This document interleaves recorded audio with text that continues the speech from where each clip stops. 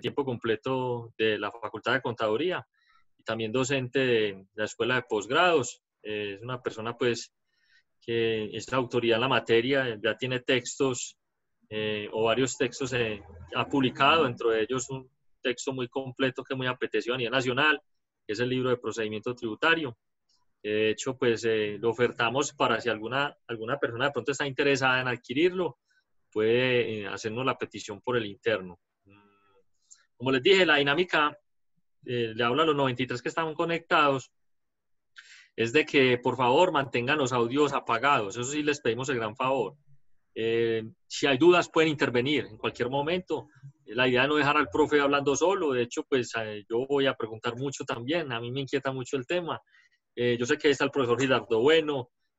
Aquí hay varios docentes que están conectados. Entonces, la idea es de que disfrutemos esta hora y media, hora y 45, pero que sea a gusto, pues, especialmente porque sé que los 93 que se han conectados y están aquí es porque les apasiona el tema jurídico. Inclusive también veo al profesor Wilmar Campo. Entonces, la idea es esa, de que aprovechemos el espacio, crezcamos, interactuemos, generemos debate. Esto es una charla, pero dadas las dificultades que tenemos, pues usted sabe que lo que más enriquece es la discusión y esa diferencia de criterios que tanto nos llena. Profe, le cedo la palabra entonces para que comencemos ya en el día de hoy, que estamos llegando a los 100.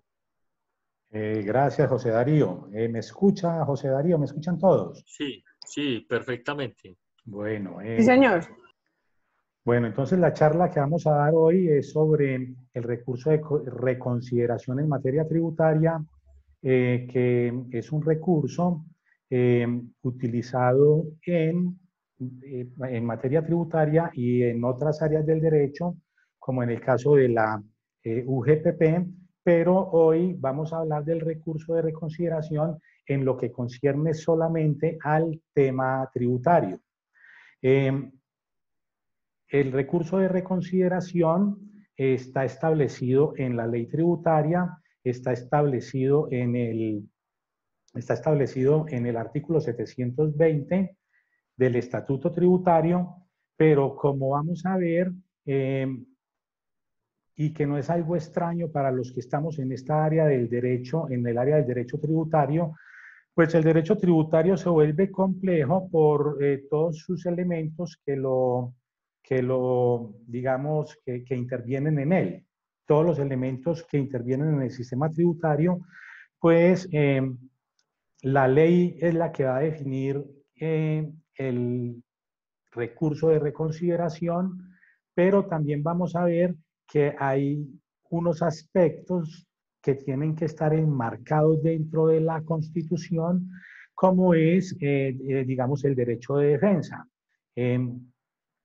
Esto quiere decir que el recurso de reconsideración es un recurso que se interpone ante los actos administrativos definitivos que hace la administración tributaria.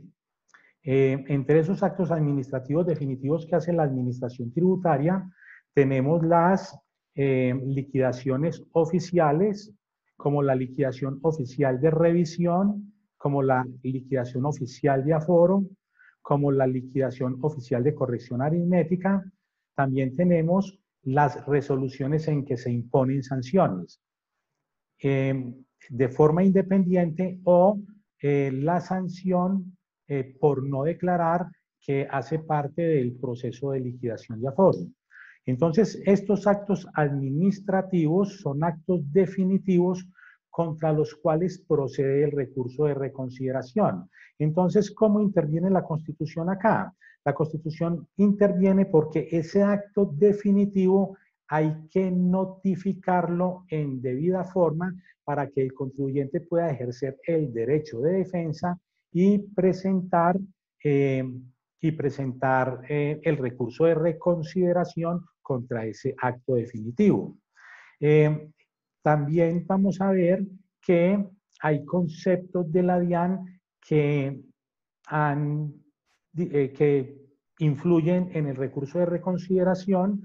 Vamos a ver un concepto que es bastante extraño, toda vez que es un concepto que va contra la jurisprudencia del Consejo de Estado, que tiene que ver en cuanto al hecho de que el recurso de reconsideración es un recurso que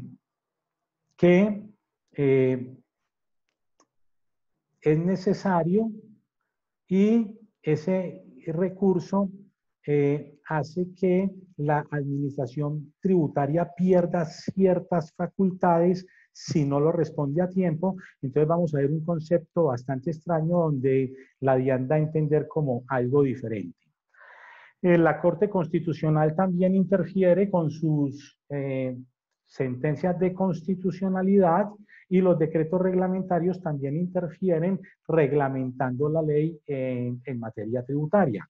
Entonces tenemos que en cuanto a la ley tenemos al Congreso, en cuanto a la Constitución al constituyente, en cuanto a los decretos reglamentarios el Ejecutivo que reglamenta la ley, en cuanto a los conceptos de la DIAN, la Administración Tributaria que hace la interpretación oficial de la ley para su aplicación, la Corte Constitucional con su jurisprudencia constitucional y el Consejo de Estado también con su jurisprudencia. Entonces esto hace que todo lo que tenga que ver en materia tributaria sea complejo por toda esta cantidad de elementos que hay allí de una u otra manera interfiriendo con el texto de la ley.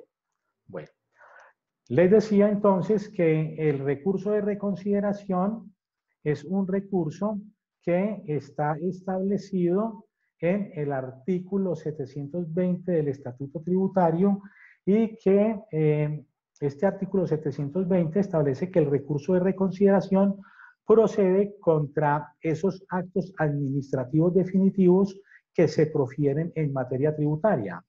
Concretamente, las liquidaciones oficiales como la de revisión, en la cual la administración pretende modificarle la declaración a un contribuyente, la de aforo, cuando la administración tributaria pretende hacerle la declaración a un contribuyente que es omiso, que no presentó su declaración, la declaración de corrección aritmética, que es una declaración que hace la administración tributaria cuando hay error aritmético, y ese error aritmético, la misma ley establece cuándo hay error aritmético. Y las resoluciones en que se imponen sanciones y las resoluciones donde se ordena el reintegro de sumas que fueron devueltas y que esa devolución fue indebida. ¿Sí? Entonces, profe, ¿sí? una pregunta, profe. Sí. ¿Esa corrección aritmética en la práctica sí se da a sabiendas de que pues hoy en día los formularios son automáticos? Sabes que ya automáticos, ¿sí se puede dar? Se presenta muy poco, pero allí está todavía legislada. Se ha vuelto, digamos, un acto administrativo muy exótico, pero digamos que en algunas administraciones tributarias territoriales puede estarse presentando esa liquidación de corrección aritmética cuando, digamos, la administración tributaria del respectivo municipio o departamento no tiene sistematizados no tiene sistematizada la forma de presentar sus declaraciones. Pero a nivel nacional ya es algo que, digamos, está entrando en desuso, pero está allí dentro del estatuto tributario todavía. Bueno, al respecto tenemos que dar una claridad. El recurso de reconsideración procede contra las liquidaciones oficiales, las resoluciones que imponen sanciones y las resoluciones que ordenan el reintegro de sumas devueltas. Por lo tanto, digamos que es un recurso obligatorio. Es un recurso obligatorio en el sentido que el contribuyente tiene que interponer el recurso para poder agotar la vía administrativa. Si él no interpone el recurso, la vía administrativa no queda, digamos, agotada y entonces se vería imposibilitado para acceder a la sede judicial, es decir, al contencioso administrativo. Aquí hay que interpretar lo siguiente, que si contra un hecho sancionable con un acto administrativo, la ley tributaria no establece de forma expresa un recurso diferente al recurso de reconsideración, entonces tenemos que ese vacío lo llena el estatuto tributario y contra esos actos sancionatorios, contra los cuando la ley no ha establecido que contra ellos procede el recurso de reposición y apelación o el recurso de reposición solo, entonces tenemos que el recurso que procede cuando la ley guarda silencio es el recurso de reconsideración. Entonces ahí tenemos que en materia tributaria hay recurso de reconsideración contra ciertas sanciones, también procede el recurso, procede el recurso de apelación y el de reposición, y que hay algunas sanciones o algunos actos administrativos, contra los cuales procede el recurso de reposición. Entonces, el recurso de reconsideración va a proceder contra las liquidaciones oficiales de revisión, aforo, corrección aritmética, contra las resoluciones que imponen sanciones como la resolución sanción independiente, cuando la sanción se interpone de forma independiente, y contra la resolución sanción por no declarar. También procede contra las resoluciones que ordenan el reintegro de sumas de vueltas. Y que cuando la ley no establece contra un acto administrativo definitivo ¿qué recurso procede contra él? Entonces procedería el recurso de reconsideración, a no ser que la ley de forma expresa establezca que contra esa sanción procede el recurso de reposición y subsidiario apelación o el recurso de reposición. Entonces, profe, sí. una inquietud ahí, qué pena. Sí, dime. Yo estoy aquí pues de moderador, pero yo también no soy experto en materia procesal y me gusta aprender y soy como inquieto. Para que le vamos dando dinámica y si la gente quiere interactuar, que por favor pierdan el temor e interactúen, que no hay lío con esto. Profe, me queda la duda. Sí. Si usted manifiesta que el recurso de reconsideración se interpone, así la ley no lo tipifique de manera expresa. Hasta ahí me queda claro. Pero ¿cuál es el piso jurídico de eso? ¿Es el CEPACA o es un fallo? O sea, no, aunque hay que reconocer que los fallos son interpartes. Es el artículo 720 cuando dice, mira la partecita morada que dice aquí en la presentación, y en los demás actos sancionatorios producidos en relación con los impuestos administrados por la DIAN. Entonces el piso jurídico es el mismo artículo 720. Porque el artículo 720 le está diciendo así, vea, el recurso de reconsideración procede contra las liquidaciones oficiales, que son revisión, aforo y corrección aritmética, contra las resoluciones que imponen sanciones, que son las resoluciones sanción independiente y la resolución sanción por no declarar, y las resoluciones que ordenan el reintegro de sumas de vueltas. Y a renglón seguido dice, y en los demás actos sancionatorios producidos en relación con los impuestos administrados por la DIAN. Entonces allí es donde entra él como un recurso que en caso de que haya un acto administrativo definitivo y que contra ese acto administrativo definitivo no se haya establecido el recurso de reposición y subsidiario apelación o el recurso de reposición, entonces en ese caso que la ley no dijo qué recurso procedía contra él, procedería entonces el recurso de reconsideración, ¿sí? Ahora, hay más o menos unas 8, son aproximadamente una docena de sanciones que tienen recurso de reposición y subsidiario apelación. Y otras que tienen recurso de reposición, son al menos una docena. ¿Por qué ocurre esto?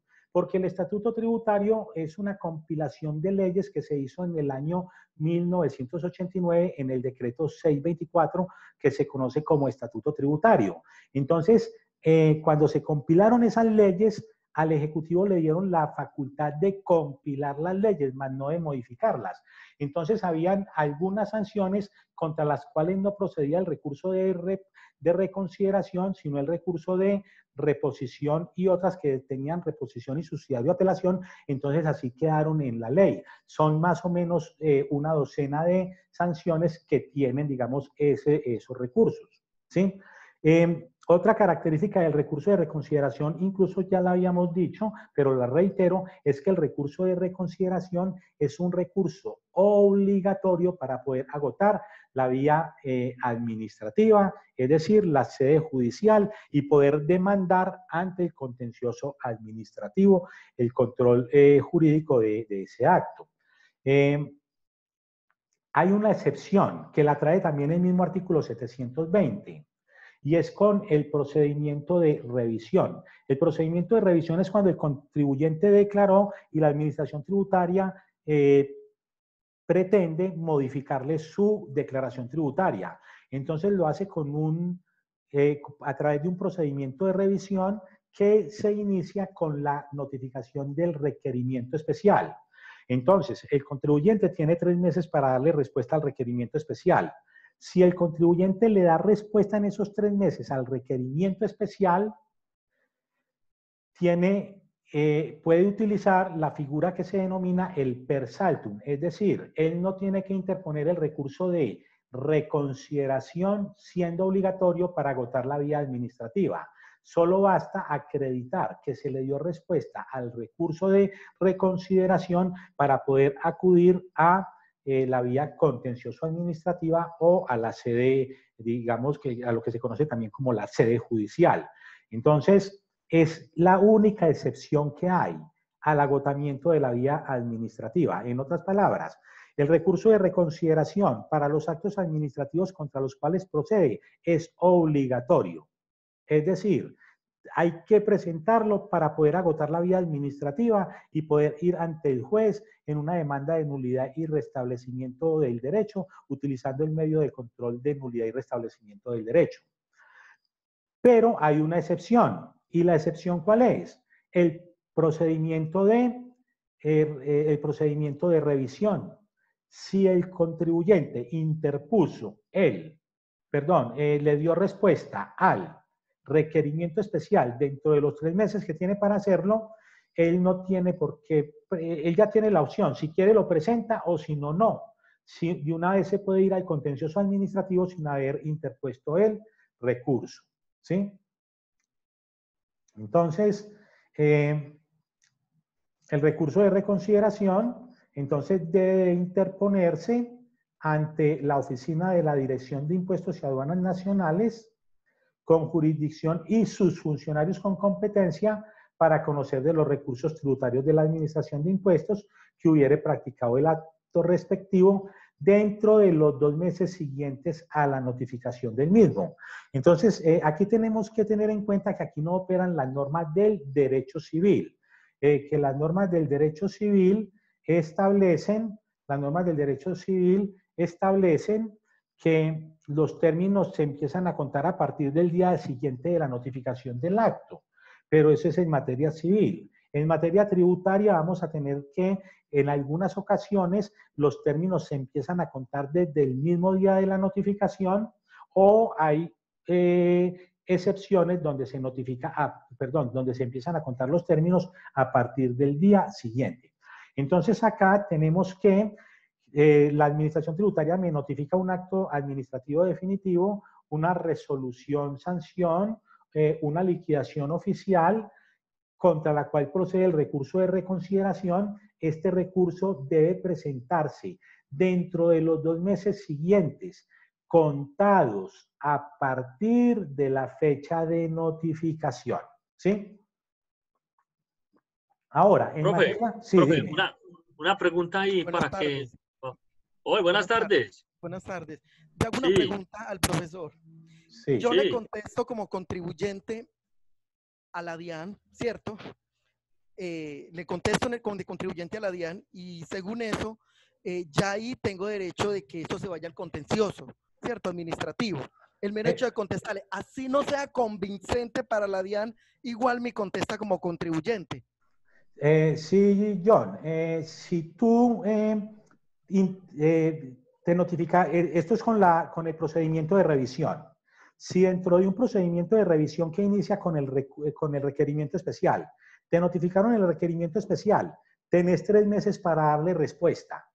Si dentro de esos 3 meses le das respuesta, no importa que la respuesta no haya sido la más perfecta, entonces puedes ir sin necesidad de interponer el recurso de reconsideración, puedes demandar ante la administración tributaria, perdón, ante el contencioso administrativo. Lo que pasa es que es muy delicado esa situación. ¿Por qué? Porque el recurso de la respuesta al requerimiento especial se va a convertir en el ámbito de discusión y por principio de correspondencia solo podés alegar, solo podés discutir en el contencioso administrativo lo que propusiste en la respuesta al requerimiento especial.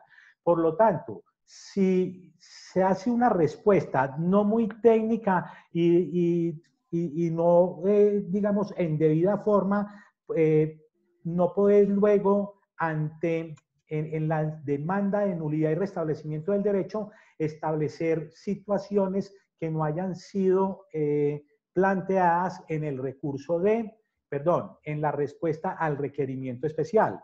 Entonces, tú sí quedas habilitado para, si quieres, interpones el recurso, o si quieres no lo interpones y demandas. Pero entonces la demanda se tiene que circunscribir a lo que estableciste en el recurso en la respuesta al requerimiento especial. De ahí que la respuesta al requerimiento especial no debe de ser cualquier respuesta, tiene que ser una respuesta contundente donde se manifiesten todos los hechos que se van a discutir, porque ya al demandar no puedes establecer nuevos hechos para discutir.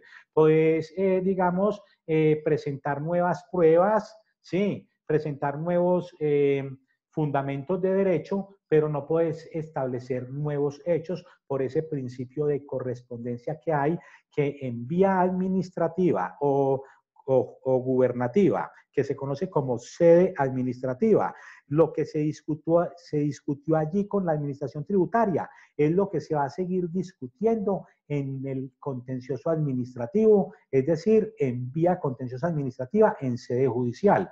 De ahí que el consejo es que cuando se le dé respuesta al requerimiento especial y no se vaya a interponer el recurso, sino que se va a hacer uso de la figura del per saltum, es muy importante que ese requerimiento especial, esa respuesta al requerimiento especial haya sido una respuesta muy técnica, donde se hayan planteado todos los hechos que luego se van a discutir con la administración ya en sede judicial ante un juez de la jurisdicción administrativa. ¿Sí? Profe, Iván. Sí. Iván estaba levantando la mano. Iván, quien pueda, hágale. Gracias, muy querido. Doctor Calomario, le quiero hacer una pregunta. Tengo un cliente, un recién cliente, que me pasó la siguiente situación. Él solicitó una devolución de impuestos sobre unas declaraciones de renta que venían arrastrando saldos a favor desde el año 2003. Para el efecto de allegar las certificaciones y todo lo que tenía que ver para poder adjuntar a la devolución. Desafortunadamente, la persona que le llevaba la contabilidad y quien tenía los documentos de él falleció, contador público. Y no pudo allegar absolutamente las declaraciones como hasta el 2008. De ahí en adelante, él tiene las certificaciones, tiene todo. La DIAN le negó rotundamente la solicitud de devolución. ¿Cabe algún recurso de reconsideración, profe? Contra la administración, y en este caso José Darío, que conoce bastante del proceso de devolución, la administración le rechazó la devolución. Sí, es correcto, se la rechazó. Se la rechazó. Entonces, en ese caso, él tiene que volver a él tiene, o sea, no se la inadmitió, sino que se la rechazó. Entonces, en ese caso, él tiene que volver a insistir en la devolución. Lo que pasa es que si ¿qué le está faltando a él? Las declaraciones de los años anteriores. No, los certificados de retención en la fuente, que no tiene forma de recoger, no tiene información porque la perdió completamente desde el 2003 al 2008.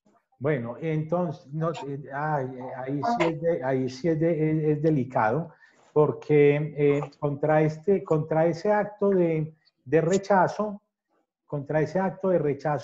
la administración tributaria, sí, la administración tributaria, ¿qué recurso está estableciendo contra ese acto de rechazo? José Darío, que conocen más de ese Espérame, pidámosle a la persona que tiene el parlante abierto que si por favor nos colabora, que no la identifico. Si por favor lo apaga. Gracias. No, mira, Iván, yo te cuento, pues, que básicamente cuál ha sido de pronto la experiencia. Lo que te entiendo en tu caso es que tenés un cliente que solicita una devolución que proviene de una imputación sucesiva de saldos a favor. Eso es lo que entiendo. Y de acuerdo. Que cuando él hace la imputación, resulta que, ¿de qué vigencia me está diciendo? ¿2000 qué? ¿8? 2003 a 2008, no tienen información alguna. Y la devolución que está solicitando es hasta la declaración de renta del 2018 inclusive. Claro, entonces el problema es que eso es causal de rechazo, porque si no me falla mi memoria, está por allá en el 857. ¿Qué pasa? Resulta de que, pues, cuando hay causal de rechazo, pues usted sí puede, obviamente, interponer el recurso o usted puede interponer los recursos, inclusive cuando hay inadmisión. Lo que ocurre es que usted sabe qué va a suceder, que se lo van a negar. Aquí, de pronto, el llamado es un tema más de práctica. ¿Cuál es el tema de práctica o qué sugiero yo? Si no puede reconstruir el arrastre de saldos hasta el 2018, ahí le va a tocar al señor darse la pela con ese arrastre, porque yo no veo pues otra solución más. Ahora, el problema que yo veo, o la solución que podría plantearse, es cambiar ese saldo en una vigencia a otra. ¿Cómo se cambia? Con el anticipo del 807. Por ahí se le puede dar otra discusión, que es cuando el cliente vaya a presentar la declaración, por ejemplo, de este año, para ahorrar ese arrastre de saldos, él va y nivela el saldo a favor que arrastra, ¿con qué? Con el anticipo del año siguiente, de manera que el saldo a favor, porque el 807 le dice, el anticipo del año siguiente podrá ser a opción del contribuyente, el 75% del valor del impuesto del periodo vigente menos la retención a la fuente o el promedio. Entonces, lo que uno ve en la práctica es que muchos lo que hacen es que para ahorrar el saldo igualan el saldo al anticipo en su denuncio rentístico. ¿Vos abogado o contador? Iván. Hola, sí, yo soy contador público. Entonces, cuando usted puede borrarlo, borra ese saldo y al borrarlo, pues le va a quedar cero, le va a quedar el anticipo del año siguiente y sobre la declaración del año siguiente, que es el anticipo, pide la devolución. Eso es lo que se me ocurre en este momento. Porque decir que usted va a sanear ese problema que tiene de esas vigencias, le tocaría reconstruir la información y yo no sé qué tan fácil sea, especialmente pues porque en esos años, si es 2003-2008, la tecnología todavía no estaba tan avanzada como hoy en día.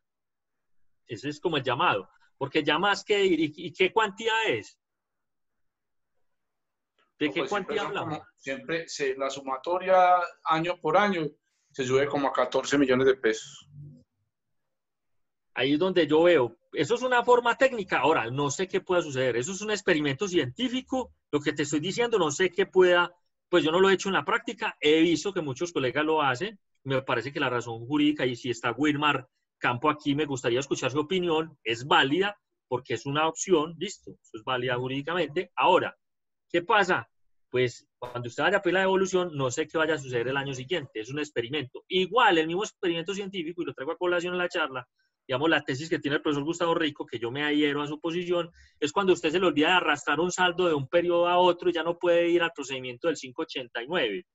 Entonces, la teoría del profesor Gustavo es, hombre, para mí ahí se configura un pago en exceso, pida la devolución de los valores que no pudo imputar, si se la niega, se la van a inadmitir o rechazar, interpone el recurso o demanda, pero en este caso debe ser interposición de recurso y luego ir directamente pues a la jurisdicción. Me corrige el profe, pues yo soy tributarista, pero mi experticia no es el tema procesal, por eso soy muy respetuoso en No, en ese caso tiene que interponer el recurso y esperar, como le decía, en el recurso y ya luego ir a la vía contencioso administrativa. ¿Sí? Bueno, continuamos. Bueno, entonces tenemos que el recurso de reconsideración se interpone dentro de los 2 meses siguientes a la notificación del mismo. Recordemos que los meses en materia tributaria se cuentan de fecha a fecha. Entonces, si el